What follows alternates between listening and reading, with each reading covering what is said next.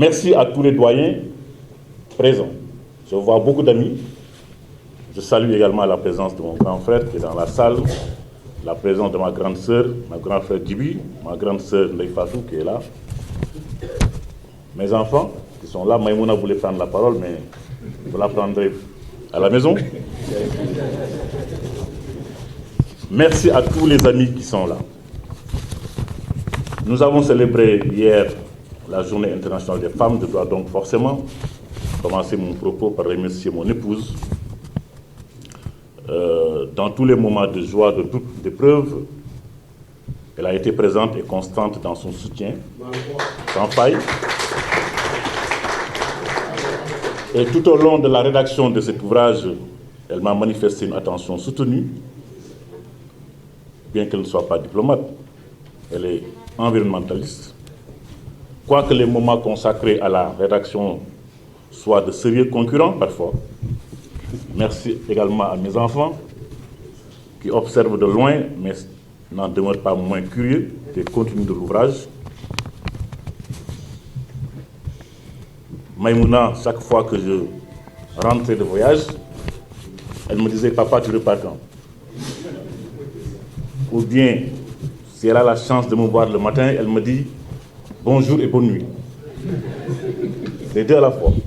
Parce qu'elle n'était pas sûre de me revoir le soir. Et à chaque fois que je rentrais, on me dit « Mais la prochaine étape, c'est quel pays ?» Et il se contentait de regarder dans la net quelle température il faisait. Il m'a dit donc la prochaine fois, il faut faire attention, il fait moins 2 ici, il faut 10 degrés là-bas. Et donc pendant les 5 ans d'exercice de mes fonctions, ils m'ont beaucoup manqué. Et je me retrouve maintenant beaucoup plus libéré et beaucoup plus présent à leur côté. Et je sais que mes nombreuses absences les affectent, effectivement, mais j'ai toujours su compter sur leur compréhension. À mes parents de Dagana, à massivement représenté, à mes amis d'enfance présents, à mes collègues du ministère, qu'ils soient chanceliers, conseillers, aux anciens ambassadeurs, massivement présents, à toutes les amicales du ministère, que ce soit l'amicale des conseillers, l'amicale des chanceliers, l'amicale des femmes. Je dis à tout le monde, merci.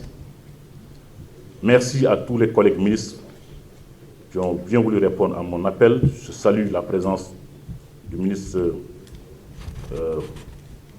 de l'Agriculture, mon ami, Laïsek, qui était mon voisin du Conseil des ministres. Nous avons partagé de bons moments ensemble. Bien qu'un peu souffrant, il a tenu à être présent. Je vous en suis, Ablaye, particulièrement reconnaissant. Je salue tous les chefs d'institution, ceux qui sont partis déjà, le président de la Cour suprême, le Premier ministre Aminata Touré et tant d'autres amis de l'armée, de la police, des forces de défense et de sécurité avec lesquelles j'ai beaucoup travaillé ces dernières années, qui sont là, certains sont là, d'autres sont déjà partis. Des amis également venus de France, de Paris, Pierre de Jong, présent avec son épouse. Ce monsieur a été aide de camp des présidents Mitterrand et Jacques Chirac. Il a fait un ouvrage d'ailleurs. Et il me disait que quand la première fois il a pris contact avec le président Mitterrand lui a dit « N'oubliez rien », c'est ça? Exactement. N'oubliez rien. Et donc il a fait un livre qui vient de sortir, titré « N'oubliez rien que le deux ». Voilà. Donc je salue sa présence avec son épouse Camille, mon ami également le général Boubi, il a dû partir. Voilà. En tout cas, merci à tous les amis, les camarades de promotion, si j'en oublie, que je sois bien excusé. Merci à tous les ambassadeurs qui ont fait le déplacement. Je comprends leur contrainte de calendrier. Je salue le doyen du corps diplomatique qui est encore resté avec nous. L'ambassadeur du Maroc, l'ambassadeur du Gabon, l'ambassadeur d'Espagne ou autre. Je les salue tous. Cela témoigne de la qualité exceptionnelle des rapports que nous avons eus pendant ces dernières années. Les collègues du ministère, je l'ai dit, du gouvernement, des doyens, anciens ambassadeurs, dont l'un a été mon ambassadeur à New York, l'ambassadeur Pape Louis Fall, ici présent parce que j'ai connu à New York 2 ambassadeurs. Feu Ibra Degenka, dont je parle beaucoup dans le livre, qui m'a accueilli et qui avait lui expressément demandé au ministre d'État Moustapha Niasse de m'affecter à New York. Parce qu'il y a un premier conseiller qui devait rentrer et lui, elle a demandé express à Moustapha Niasse de m'affecter à New York. Et sur recommandation de qui, vous savez? De Pibé Del Oro. Omar Dembaba, qui était déjà à New York depuis 2 ans, avait discuté avec Ibra Degenka pour lui dire, mais écoute, il y a un manqueur qui est là-bas à Dakar, il est au cabinet du ministre d'État Moustapha Niasse. Je pense que pour remplacer notre ami Diop qui part, il faut tout faire pour que le ministre d'État Niasse l'affecte. Et c'est ainsi que j'ai été affecté à New York en 1997 pour rejoindre Omar Dembaba qui y était déjà pendant 2 ans. Donc je salue l'ambassadeur Pape Louis Fall, sa compétence, son sérieux, son encadrement, fait partie des doyens de la carrière et parmi les meilleurs. Tous les ambassadeurs qui sont là, avec qui j'ai eu des meilleurs rapports pendant des années, je les salue tous.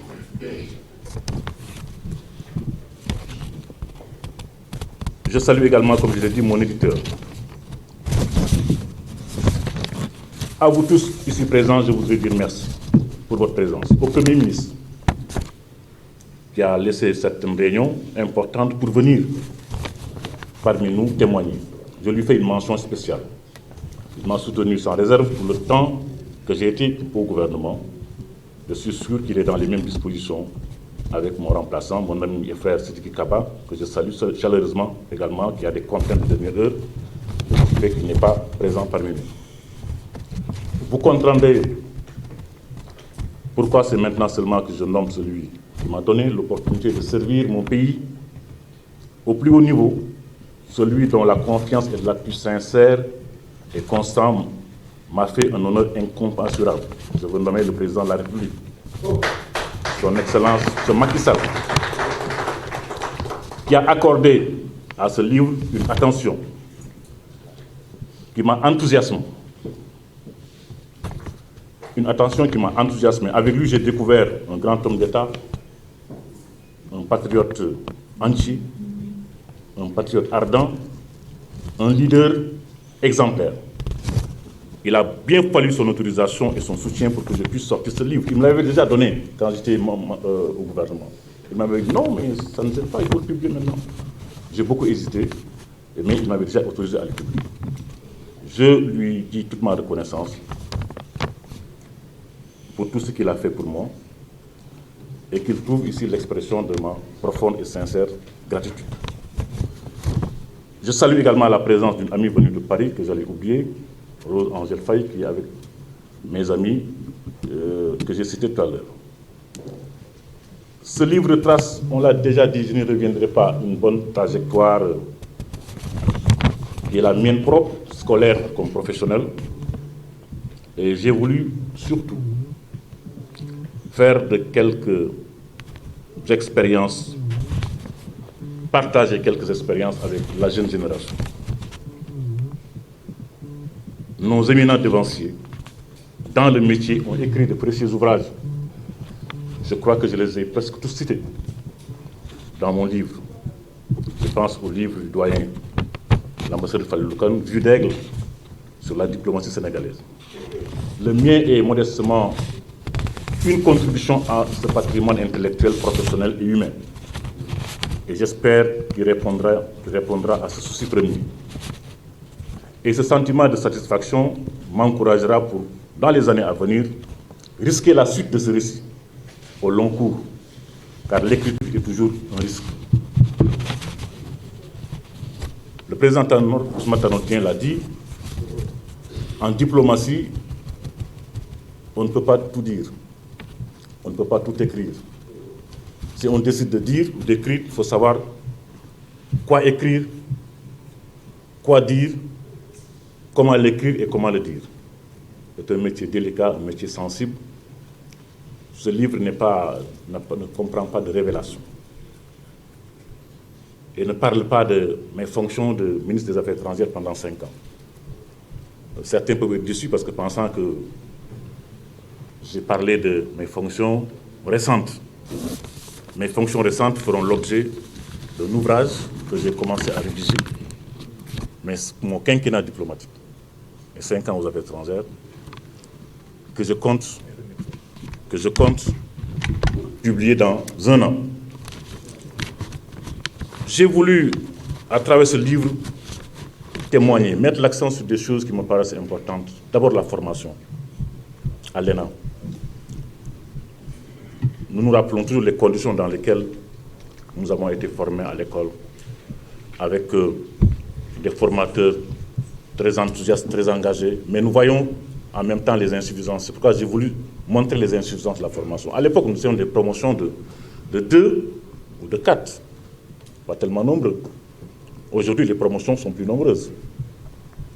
La qualité de la formation aussi a quelque peu décliné. Ça aussi, c'est des questionnements. Donc, il faudrait que nous puissions également aider un peu à la formation. Et j'ai insisté sur la question des langues. C'est l'une des insuffisances de la formation. Nous avions 2 heures de cours d'anglais par semaine. Pour un diplomate, je pense que c'est très insuffisant. Pas seulement l'anglais, mais il faut la formation aux langues, de manière générale. Que les diplomates puissent parler le russe. Aujourd'hui, je ne pense pas qu'il y ait un diplomate de carrière qui parle russe. À moins qu'il ne l'ait appris durant son séjour à Moscou. Je ne pense pas qu'il y ait un diplomate sénégalais qui parle chinois. Passe pas. Or, la Chine, c'est le monde d'aujourd'hui et c'est le monde de demain. C'est extrêmement important. Nous avons pu diplomatiquement négocier avec la Chine pour avoir un institut Confucius à l'université. Donc il faut que les diplomates puissent être inscrits à cet institut. C'est important. Mais le russe aussi. Parce qu'il faut parler les langues du Conseil de sécurité, c'est important. Les langues du Conseil de sécurité, c'est important. Et là, on s'en rend compte dès qu'on est à New York. Dès qu'on arrive à New York, on se rend compte des insuffisances en langue. Parce que l'anglais devient de facto la principale langue de communication. Et nous, francophones, parfois notre anglais très limite, comme on dit. Et on est inscrit, obligé, à New York, il y a des facilités, parce qu'à New York, dès que vous arrivez, vous pouvez vous inscrire gratuitement, dans n'importe quelle langue que vous voulez. Et moi, je me suis inscrit en anglais, et après l'anglais, je suis allé m'inscrire en chinois. J'ai dû faire 3 mois de cours de chinois. Donc, vous avez la possibilité de vous aider. Et la langue, c'est important. Je pense qu'il faut qu'on mette l'accent sur la formation en langue. Ensuite, j'ai voulu montrer qu'un cabinet ministériel chez nous, comment ça marche, comment ça fonctionne, quel est le rôle du directeur de cabinet, les rapports avec les conseillers, et les rapports entre le cabinet et le secrétariat général, qui sont des rapports qui ne sont pas toujours faciles. Le ministre d'État, son Tanordien le sait. Comment faire en sorte que le cabinet et le secrétaire général puissent travailler, parce que c'est dans un même ministère avec un seul chef. C'est très important. Et pendant les 7 ans que j'ai été directeur de cabinet du ministre d'État, Cheikh Tidiane Gadio, mes pensées vont à lui, à Cheikh Tidiane Gadio. Pendant 7 ans, j'ai été son directeur de cabinet. J'ai essayé, avec l'ambassadeur Abseklo Diallo, que je salue, de faire en sorte qu'il y ait une harmonie entre le cabinet et le secrétaire général, parce que ça ne s'est toujours pas passé comme ça. Et ça, je pense que ça continue jusqu'à présent, c'est une excellente chose. Parler également de New York. Les Nations Unies, c'est une école de formation. C'est le lieu où s'harmonisent tous les efforts du monde. C'est un lieu où on apprend, si on va apprendre. Si on ne se limite pas seulement aux missions confiées par l'ambassadeur. Parce que l'ambassadeur vous dit, bon, vous êtes chargé de la 3e commission, quand je suis arrivé.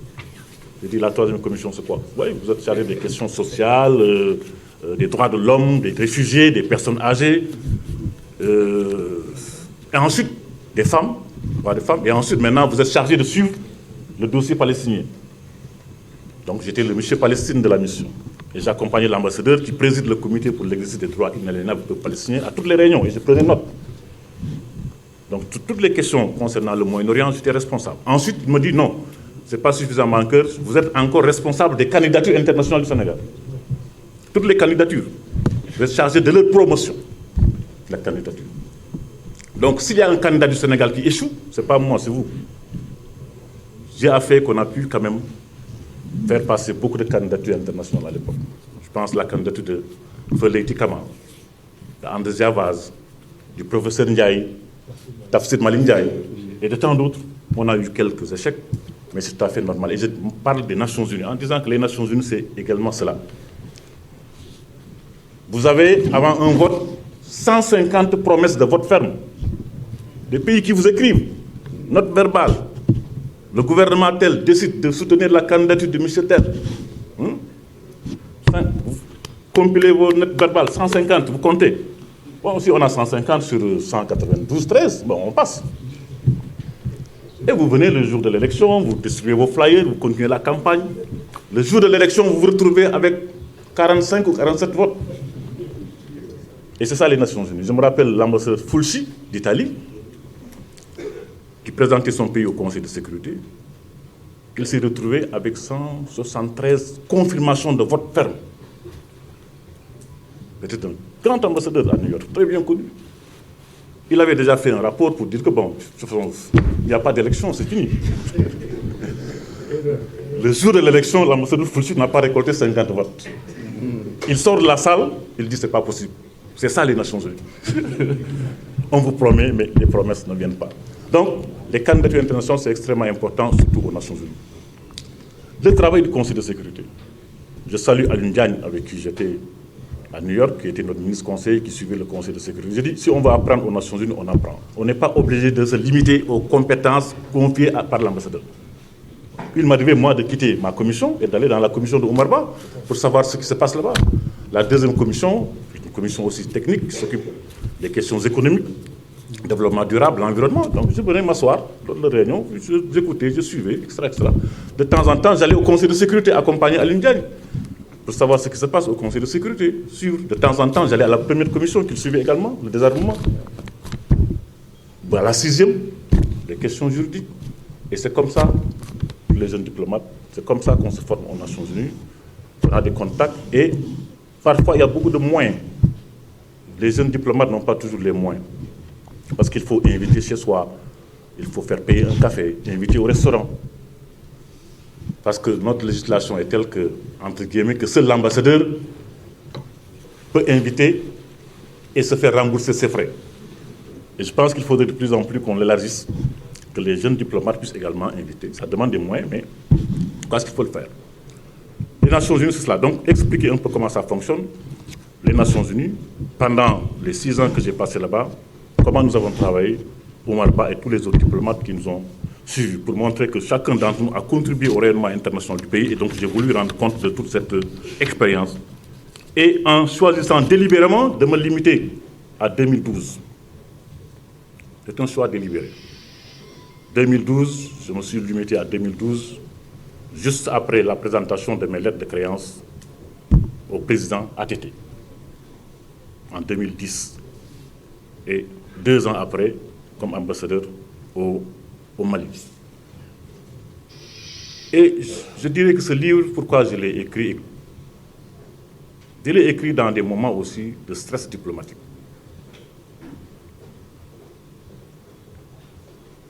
Quand j'ai quitté mes fonctions de directeur de cabinet de Gadio en novembre 2009,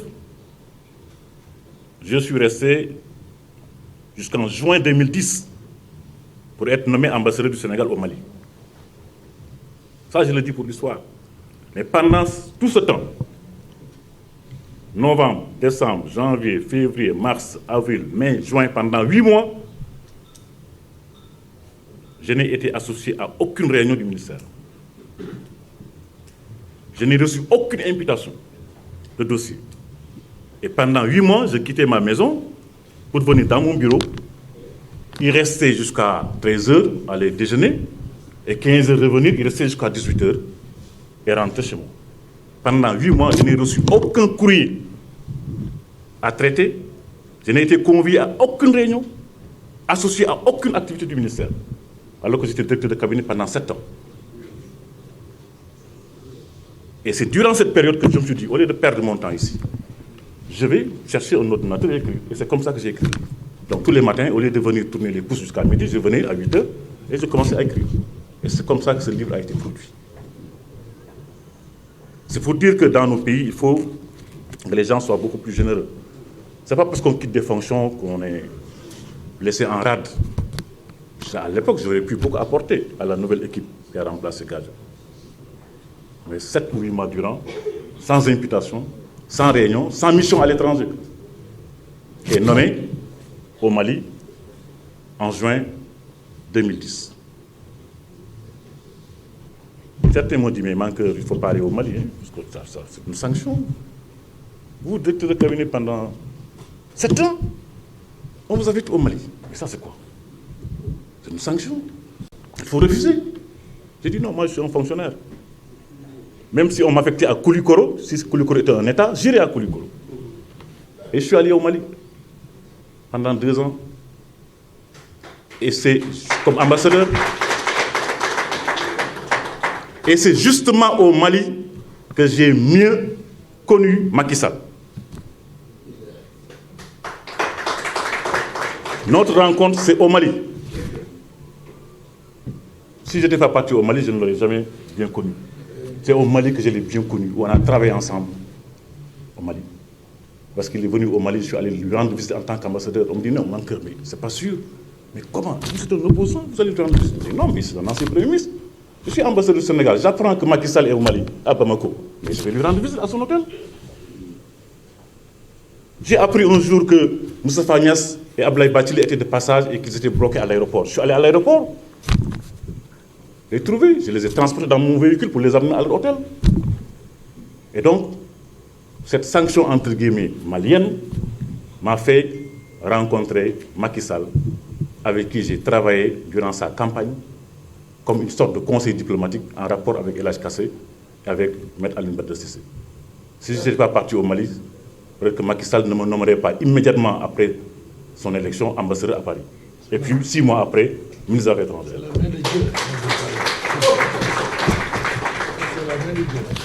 Donc, un diplomate ne doit refuser aucun poste. Et dans le livre, je parle de cela. Les 4 saisons. Quand on vous affecte à Bamako ou à Conakry, vous considérez que c'est une sanction. Et quand vous êtes malheureux parce que votre camarade de promotion, on l'a affecté à Paris. Et c'est comme ça le climat au ministère quand il y a des affectations. Chacun va aller dans les 4 saisons, qu'on appelle les 4 saisons. Mais à Conakry, il n'y a pas de 4 saisons. Encore moins à Nouakchott. Et c'est pourquoi, connaissant cela, et c'est pourquoi moi j'étais chef de la division du personnel au ministère quand je suis sorti. Donc j'étais chargé de faire des propositions d'affectation au DAGE, ensuite au secrétaire général. Et ensuite, il y avait une commission qui comprenait également les conseils diplomatiques, dans notre rappel, du premier président de la République et du premier ministre qui se réunissaient et qui soumettaient des propositions au ministre qui signait. Et j'ai vu comment, pendant la période des affectations, les diplomates sont angoissés. Ils ont peur. Parce qu'ils craignent d'être affectés à Bamako, en Côte d'Ivoire. Je le sentais. Certains venaient se poser le problème. Mankeur, s'il te plaît, moi, il y a ma femme qui est malade, vraiment. Ou bien il y a mon enfant qui est très malade, si vous pouvez m'aider. Parce que je souhaiterais aller à Paris. Tout le monde va aller à Paris, hein, chez nous, au ministère. Tout le monde va aller à Paris. C'est comme ça que ça. Et c'est pourquoi, quand j'ai été nommé ministre des Affaires étrangères, je suis venu voir le président Macky Sall, je lui ai dit, Monsieur le Président, il y a une chose qui m'a toujours posé problème. Et vraiment, il faut faire quelque chose.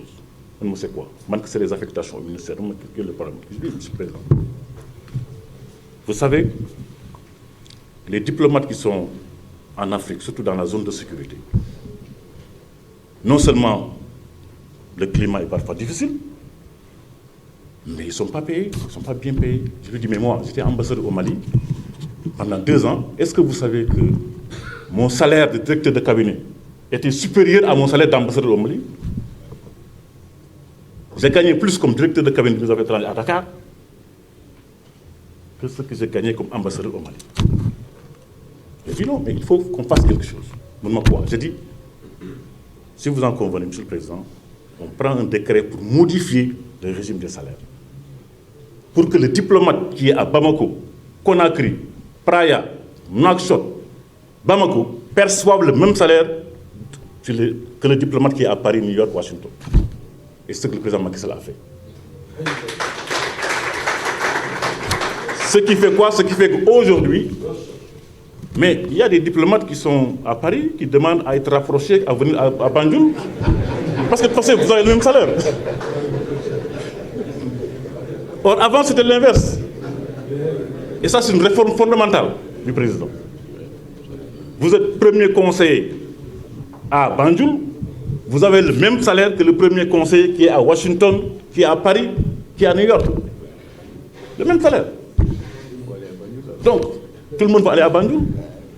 Et c'est pourquoi aujourd'hui, Banjul est presque rempli comme un œuf. Donc c'est pour dire que c'est des réformes comme ça que l'expérience peut permettre de réaliser, en mettant davantage les diplomates dans les meilleures conditions de travail. Et j'ai beaucoup mis l'accent sur le rôle de la presse, sur la question de la communication diplomatique. Là aussi, il y a des réformes à faire. Presse et diplomatie ne font pas toujours bon ménage. Je l'ai dit dans le livre. Parce que la presse veut tout révéler. Et la diplomatie veut tout cacher. Pour une bonne partie. Donc il faut avoir également au ministère un bon service de presse et de communication. Surtout dans ce contexte que nous vivons. Donc voilà un peu quelques idées sur lesquelles je voudrais très rapidement passer pour encore une fois vous renvoyer à la présentation du professeur Amadouli. C'est une très exhaustive et brillante présentation. Remercier également tous ceux qui sont là, venus de loin. Vous dire merci pour votre solidarité, merci pour votre amitié. Et vous dire que certainement, si Dieu le veut, on se donne rendez-vous dans un an pour la suite de cet ouvrage. Je vous remercie.